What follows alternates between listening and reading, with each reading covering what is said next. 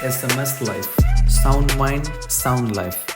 In each podcast, we explore interesting subjects. In this podcast, let's deep dive in attraction to others. How are we attracted to each other? Among the questions that have intrigued many social psychologists are these. Why are we more or less instantly attracted to some people and neutral or even antagonistic to others? Is there really such a thing as love at first sight? Or for that matter, hate at first sight? Why do some people grow on us as we get to know them better and others disappoint our original expectations?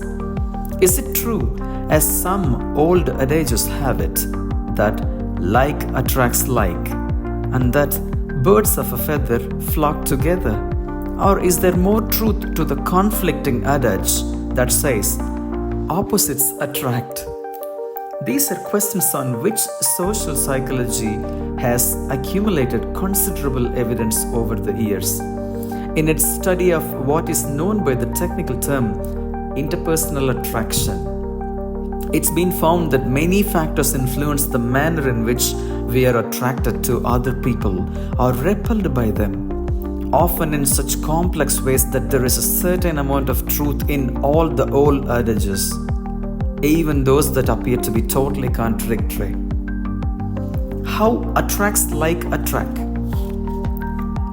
One of the most important of all the factors, generally speaking, is whether we perceive the other person's attitudes, interests, and personality to be similar to our own.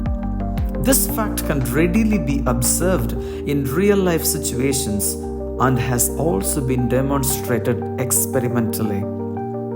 At one large university, a psychologist arranged to operate a sort of men's dormitory in which he assigned roommates on an experimental basis. Some roommates were put together because interviews and questionnaires had shown that they were very similar in attitudes, interests, and tastes. Others were put together because they had been quite different from each other. Having once assigned roommates, the experimenter let nature take its course and interfered no further in the students' lives. He found that roommates who were very much alike usually liked each other and became good friends, while those who were dissimilar usually did not like each other and did not become friends. Of social importance in this process of like attracting like our attitudes, the deep-seated patterns of belief, emotion, and behavioral tendencies. In one experiment, a psychologist measured the attitudes of college students on a variety of issues, such as the strength of their attachment to a political party A or political party B. He then showed them what he said were responses to attitude questionnaires by other students they have never met. The supposed answers of the supposed strangers had been carefully designed so that the strangers sometimes seemed to have no attitudes at all in common with the subject. In some cases seemed to be in total agreement on all attitudes, and in other cases fell somewhere in between, agreeing with some of the subject's attitudes and disagreeing with others. The subjects were asked to rate these various strangers on a scale ranging from not at all attractive to very attractive. The attractiveness ratings turned out to bear an almost perfect straight line relationships to the number of attitudes the subject believed were held in common, the study showed. The experiment indicates how strongly we tend to be attracted to people who share our attitudes.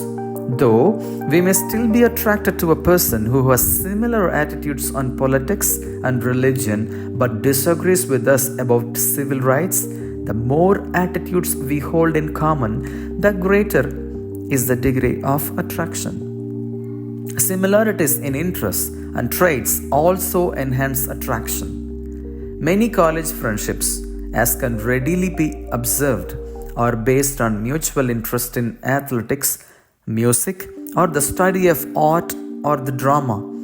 And people also form friendships on the basis of similarities in such traits as intelligence and sense of humor. Attraction between opposites. Although it is generally true that like attracts like, it is also occasionally true that opposites attract.